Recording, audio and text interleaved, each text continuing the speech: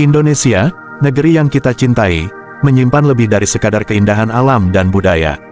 Di balik gunung, di dasar laut, bahkan di antara lembaran sejarah yang terlupakan, ada rahasia, ada kisah-kisah yang belum selesai ditulis, dan ada misteri yang menunggu untuk diungkap. Bersama saya, Chuck Reef, kita akan menyelami 7 rahasia sejarah Indonesia yang masih menjadi teka-teki hingga hari ini.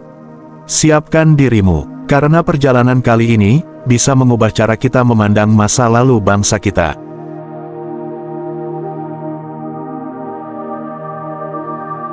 Nomor 7. Gunung Padang, jejak peradaban tertua yang terkubur di tanah Jawa. Di balik hamparan hijau perbukitan Cianjur, Jawa Barat, berdiri sebuah situs yang tampak sederhana, susunan batu-batu besar yang membentuk teras-teras bertingkat. Tapi jangan tertipu oleh penampilannya. Gunung Padang bukan sekadar situs megalitikum biasa. Penelitian geologi dan arkeologi selama lebih dari 1 dekade mengungkap sesuatu yang mengejutkan. Di bawah lapisan batu itu, tersembunyi struktur bangunan yang kompleks, membentang hingga kedalaman 30 meter.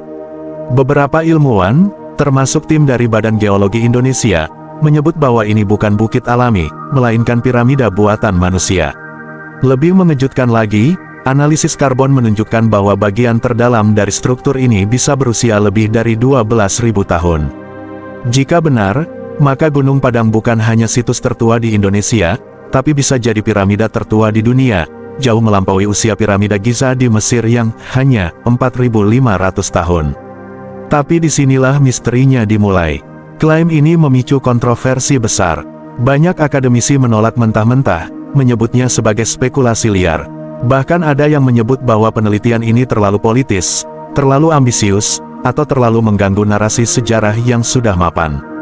Pertanyaannya, apakah kita sedang menghadapi bukti nyata bahwa peradaban Nusantara sudah maju ribuan tahun sebelum sejarah resmi mencatatnya? Atau, ada sesuatu yang sengaja disembunyikan? Kenapa situs ini belum diakui secara global? Apakah dunia belum siap menerima bahwa pusat peradaban kuno bukan di Mesir, bukan di Mesopotamia, tapi di tanah Indonesia?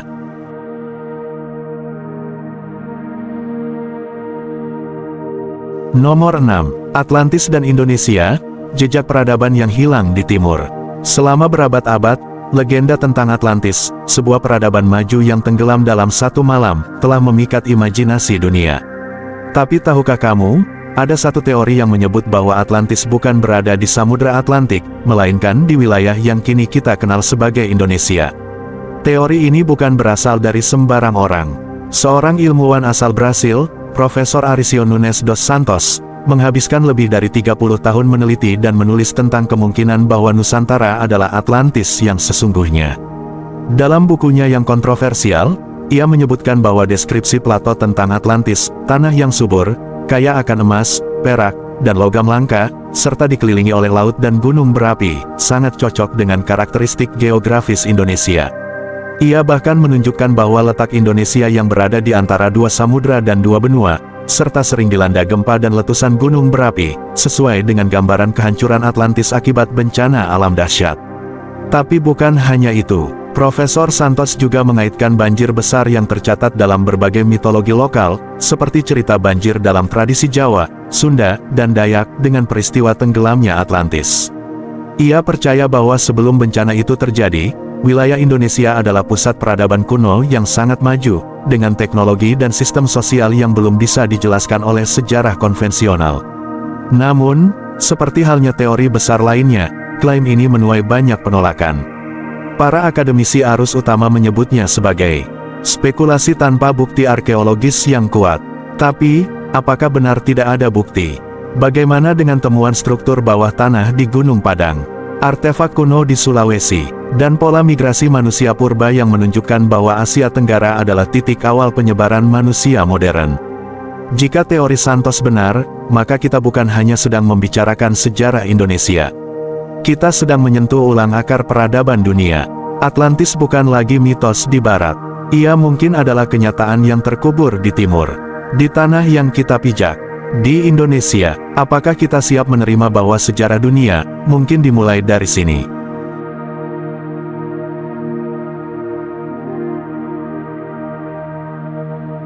Nomor 5. Kerajaan Majapahit, kejayaan yang hilang tanpa jejak. Di antara lembaran sejarah Nusantara, nama Majapahit berdiri megah. Sebuah kerajaan yang pernah menguasai hampir seluruh wilayah Asia Tenggara, dari Sumatera hingga Papua, bahkan menembus semenanjung Malaya dan sebagian Filipina. Di bawah kepemimpinan Hayam Wuruk dan patih legendaris Gajah Mada, Majapahit bukan hanya kuat secara militer, tapi juga menjadi pusat budaya, sastra, dan diplomasi. Tapi yang mengejutkan, kejayaan itu lenyap begitu cepat. Tidak ada satupun catatan yang benar-benar menjelaskan secara rinci bagaimana kerajaan sebesar itu bisa runtuh dalam waktu singkat. Apakah karena perebutan kekuasaan setelah wafatnya Hayam Wuruk? Ataukah karena serangan dari kerajaan-kerajaan kecil yang mulai bangkit? Beberapa sejarawan menyebut bahwa konflik internal, terutama antara keturunan raja dan bangsawan, menjadi pemicu utama. Tapi ada pula teori yang lebih gelap, bahwa Majapahit tidak runtuh karena perang, melainkan karena pengkhianatan dari dalam. Intrik politik, perebutan tahta, dan perpecahan elit kerajaan disebut-sebut sebagai racun yang menghancurkan fondasi kekuasaan Majapahit. Anehnya, meskipun Majapahit begitu besar, lokasi pasti dari pusat kerajaannya masih menjadi perdebatan. Sebagian menyebut Trowulan sebagai ibu kota, berdasarkan temuan arkeologis seperti candi, kolam, dan struktur bangunan. Tapi ada pula yang meyakini bahwa pusat kekuasaan Majapahit berpindah-pindah, atau bahkan sengaja disembunyikan agar tidak mudah dijarah oleh musuh. Lebih dari itu, banyak peninggalan Majapahit yang hilang, rusak, atau belum ditemukan. Seolah-olah ada bagian dari sejarah yang sengaja dihapus, atau tidak ingin diungkap. Apakah Majapahit benar-benar runtuh karena kelemahan internal? Atau ada kekuatan asing yang ikut campur, menghapus jejak kejayaan Nusantara demi kepentingan mereka sendiri? Yang pasti, Majapahit bukan hanya kerajaan. Ia adalah simbol dari potensi besar bangsa Indonesia. Dan misteri kejatuhannya, adalah pengingat bahwa kejayaan bisa hilang, jika kita tidak menjaga warisan sejarah dengan bijak. Majapahit telah tiada, tapi pertanyaannya masih menggema, siapa yang menjatuhkannya?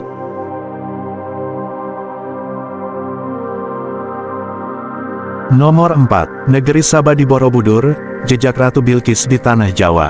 Ratu Bilqis, penguasa legendaris dari negeri Sabah, dikenal dalam kisah Al-Quran dan Alkitab sebagai wanita bijak dan kaya raya yang pernah menguji Nabi Sulaiman dengan teka-teki. Selama berabad-abad, negeri Sabah diyakini berada di Yaman atau Ethiopia. Tapi sebuah teori kontroversial menyebutkan, kerajaan Sabah sebenarnya berada di Indonesia, tepatnya di sekitar Borobudur, Jawa Tengah. Teori ini muncul dari penafsiran ulang teks kuno dan kesamaan budaya antara Timur Tengah dan Nusantara. Borobudur, candi Buddha terbesar di dunia, bukan hanya simbol spiritual. Ia juga menyimpan relief dan struktur yang menunjukkan kemakmuran, teknologi tinggi, dan hubungan maritim yang luas. Beberapa peneliti alternatif mengklaim, relief kapal di Borobudur menunjukkan jalur dagang internasional. Struktur candi yang megah mencerminkan kerajaan kaya seperti Sabah. Nama-nama kuno seperti Sabah atau Seba bisa jadi berasal dari bahasa lokal yang telah berubah. Bahkan ada yang menyebut bahwa Ratu Bilqis adalah bagian dari dinasti Nusantara kuno yang memiliki hubungan spiritual dan politik dengan kerajaan-kerajaan di India dan Timur Tengah. Tentu saja, teori ini belum diterima secara akademis. Tapi, jika benar, maka Borobudur bukan hanya warisan Buddha. Ia mungkin adalah pusat dari kerajaan legendaris yang disebut dalam kitab suci. Apakah Ratu Bilqis pernah berjalan di Tanah Jawa? Dan apakah Borobudur adalah istana yang terlupakan dari negeri Sabah? Nomor 3. Misteri Pulau Seram, jejak peradaban tua dan makhluk mitologi di timur Indonesia. Di timur Indonesia, tersembunyi sebuah pulau yang jarang disebut dalam buku sejarah, tapi menyimpan kisah yang luar biasa, Pulau Seram, di Maluku. Bagi masyarakat lokal, Seram bukan hanya tempat tinggal. Ia adalah tanah leluhur, tempat asal mula manusia, dan pusat dari berbagai mitos kuno. Salah satu legenda paling terkenal adalah tentang Nunusaku, sebuah tempat sakral yang diyakini sebagai titik awal penciptaan manusia oleh suku Alifuru. Dalam tradisi lisan, Nunusaku digambarkan sebagai pohon besar di antara 3 sungai, tempat para leluhur muncul dan menyebar ke seluruh Maluku dan Papua. Tapi misterinya bukan hanya soal mitos. Di Pulau Seram, ditemukan artefak batu, ukiran kayu, dan struktur pemujaan yang belum sepenuhnya dipahami. Beberapa peneliti menyebut bahwa budaya megalitikum di Seram memiliki kesamaan dengan tradisi kuno di Pasifik dan Asia Tenggara. Bahkan ada teori yang menyebut bahwa Seram adalah bagian dari jalur migrasi manusia purba yang belum tercatat dalam sejarah resmi. Lebih menarik lagi, masyarakat lokal percaya bahwa pulau ini dihuni oleh makhluk gaib seperti Heinuwele, tokoh mitologi perempuan yang muncul dari tanah dan membawa kemakmuran, tapi juga kematian. Kisah Heinuwele memiliki kemiripan dengan mitos penciptaan di berbagai belahan dunia, dari Yunani hingga Polinesia. Apakah ini kebetulan, atau Pulau Seram pernah menjadi pusat spiritual dan budaya yang memengaruhi wilayah luas di masa lalu? Sayangnya, banyak dari situs dan tradisi ini belum diteliti secara mendalam. Seolah-olah Seram menyimpan rahasia yang belum waktunya untuk diungkap. Tapi satu hal pasti, Pulau Seram bukan hanya pulau terpencil. Ia adalah penjaga kisah-kisah kuno yang bisa mengubah cara kita memandang asal-usul Nusantara.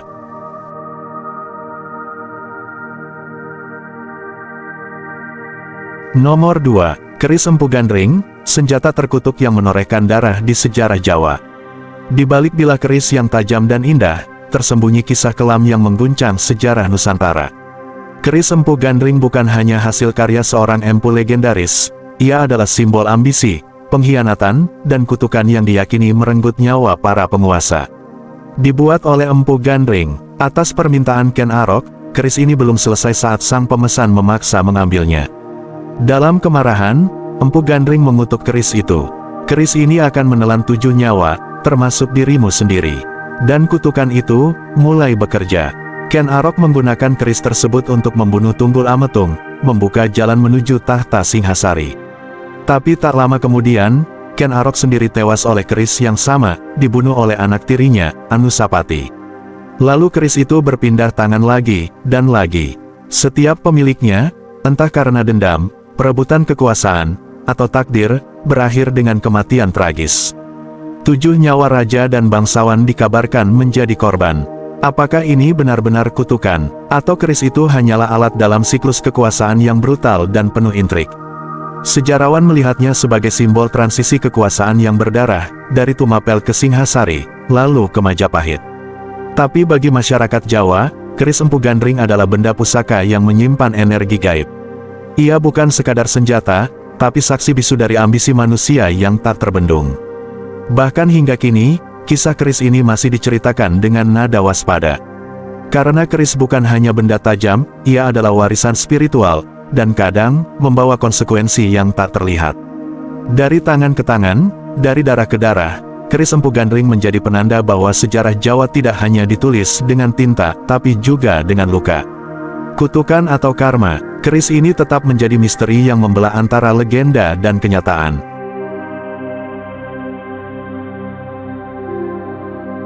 Nomor 1. Orang-orang Lemuria, jejak leluhur kosmik di timur Nusantara. Di ujung timur Indonesia, di antara pulau-pulau yang dikelilingi samudra dan kabut, tersimpan kisah yang jarang dibahas dalam buku sejarah. Sebuah teori kuno menyebut bahwa wilayah ini adalah sisa dari peradaban besar yang telah lama tenggelam, Lemuria. Lemuria bukan sekadar legenda, ia disebut sebagai benua purba yang pernah membentang di Samudra Hindia dan Pasifik, dihuni oleh bangsa yang memiliki pengetahuan spiritual dan teknologi tinggi. Meski banyak ilmuwan menganggapnya mitos, jejak-jejak budaya dan fisik yang ditemukan di Indonesia Timur memunculkan pertanyaan besar. Mengapa suku-suku seperti Tolaki, Bugis, dan suku-suku di Maluku dan Papua memiliki ciri khas yang berbeda dari bangsa Austronesia lainnya? Struktur wajah, warna kulit, bahkan pola migrasi mereka menunjukkan asal-usul yang tidak sepenuhnya bisa dijelaskan oleh teori migrasi manusia modern. Lebih menarik lagi, banyak mitos lokal yang berbicara tentang nenek moyang yang datang dari laut, dari langit, atau dari negeri yang kini telah hilang. Di Flores, ada cerita tentang manusia kecil yang hidup berdampingan dengan manusia biasa, yang kemudian dikaitkan dengan Homo floresiensis. Di Maluku, ada legenda tentang bangsa yang bisa berkomunikasi dengan bintang. Apakah ini hanya dongeng, atau sisa ingatan kolektif tentang peradaban Lemuria yang pernah hidup di sini? Beberapa peneliti spiritual dan antropolog alternatif percaya bahwa Lemuria adalah akar dari peradaban Asia Tenggara, dan Indonesia adalah pusatnya. Mereka menyebut bahwa Lemuria bukan hanya benua fisik, tapi juga warisan energi dan kesadaran. Jika benar, maka Indonesia bukan hanya tempat lahirnya budaya dan kerajaan, tapi juga rumah bagi warisan kosmik yang belum sepenuhnya terungkap. Sebuah warisan yang mungkin tersimpan dalam DNA, dalam cerita rakyat, dan dalam batu-batu tua yang belum dibaca. Lemuria mungkin telah tenggelam, tapi jejaknya bisa jadi masih hidup di antara kita. Mitos atau kenyataan, mungkin kita adalah anak-anak dari benua yang hilang. Itulah 7 misteri sejarah Indonesia yang masih belum terpecahkan. Apakah kita akan menemukan jawabannya suatu hari nanti, atau misteri ini akan tetap menjadi bagian dari warisan tak terlihat bangsa kita? Jangan lupa like, komen, dan subscribe Cakrif YouTube channel untuk konten sejarah yang menggugah pikiran dan membuka mata. Sampai jumpa di video berikutnya.